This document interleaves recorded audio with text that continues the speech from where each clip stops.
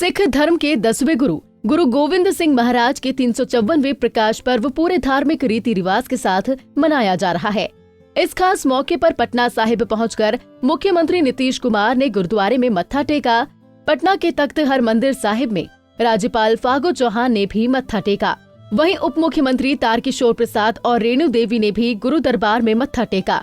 इसके अलावा बिहार विधानसभा के स्पीकर विजय कुमार सिन्हा ने भी तख्त हरमंदिर में हाजिरी लगाई। गुरु पर्व में पटना के तख्त हरमंदिर साहिब में देश विदेश से श्रद्धालुओं की भीड़ उमड़ी है। बिहार के कोने कोने से श्रद्धालुओं ने गुरु दरबार में आकर आशीर्वाद हासिल किया है। वहीं बिहार के राज्यपाल फागू चौहान ने कहा कि गुरु गोविंद सिंह महाराज के प्रकाश स्थल पर आकर वे धन्य हो गए।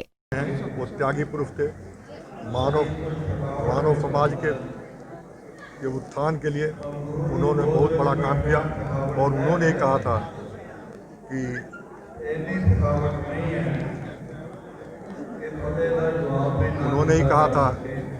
चिड़िया पे बाज लड़ावे तब गुरु गोविंद सिंह नाम का कहा। 1.25 लाख तक लड़ा, 1.25 लाख तक लड़ा।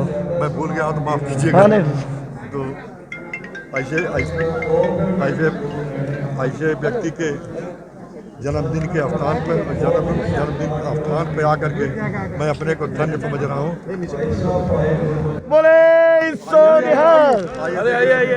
वहीं बिहार के डीजीपी सीएम तारकिशोर प्रसाद ने भी गुरु दरबार में मत्था टेका।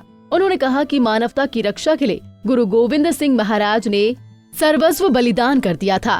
प्रसाद ने कहा कि गुरु गोविंद सिंह जी महाराज के जीवन से सभी को प्रेरणा लेनी चाहिए।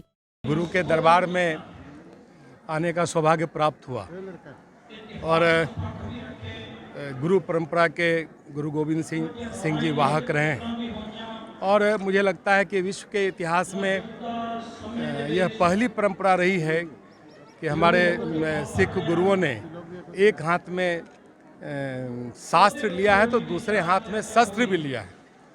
जब मानव जीवन को अगर मर्यादित करने के लिए उन्होंने शास्त्र का प्रयोग किया और अपने गुरुवाणी से मनुष्य जीवन को नैतिकता और मर्यादित होने की सीख दी और जब देश पर संकट आया तो वही हाथ तलवार लेकर अपने जो परखिए थे इस राष्ट्र के उससे लड़ने का भी काम किया।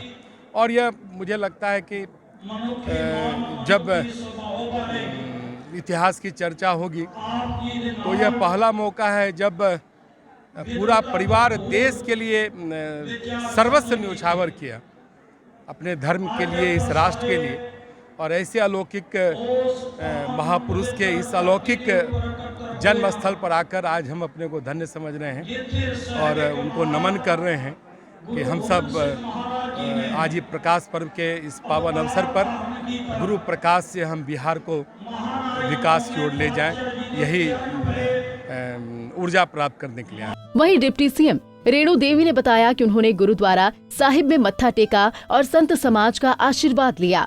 मैं पहले तो यहाँ गुरुद्वारा में मत्थे टेकती हूँ, अभी साधु संतों को प्रणाम करती हूँ और सभी लोगों को जो आए हैं उनको संदेश देना चाहती हूँ पूरे भारतवर्ष को कि जिस तरह गुरु गोविंद सिंह ने मानवता की सेवा की है और दुश्मनों को भी गला लगाया, उनकी सेवा की, उस तरह सभी को सेवा करने का अधिकार है। वहीं बिहार विधानसभा के स्पीकर विजय कुमार सिन्हा ने मत्था टेका और गुरु महाराज के जीवन से प्रेरणा लेने का संदेश दिया।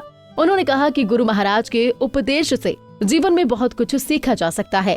देखिए, जिस पाटलिपुत्रा की धरती पर, पटना की धरती पर ऐसे महान मानवता के सच्चे पुजारी और पूरे संगत पंगत के माध्यम से मानव एक समान का भाव जिनकी प्रेरणा से मिलता है, उनके चरणों में हमने सतत नमन किया और हमने यही कहा कि मानवता के बीच की कटुता समाप्त हो और इनके आशीर्वाद से बिहार फिर अपने वैभव को प्राप्त करे। पूरे देश ही नहीं, विश्व के अंदर बिहार का वैभव लोगों के पास पहुँचे, इनकी प्रकाश से पूरा विश्व प्रकाशित हो। गुरु पर्व को लेकर पटना के तख्त हरिमंदिर साहिब को बेहद खूबसूरत तरीके से सजाया गया है। गुरु दरबार के दर्शन करने के लिए श्रद्धालुओं की भीड़ उमड़ पड़ी है। वहीं गुरुवाणी की गूंज से पूरा माहौल भक्तिमय हो गया है।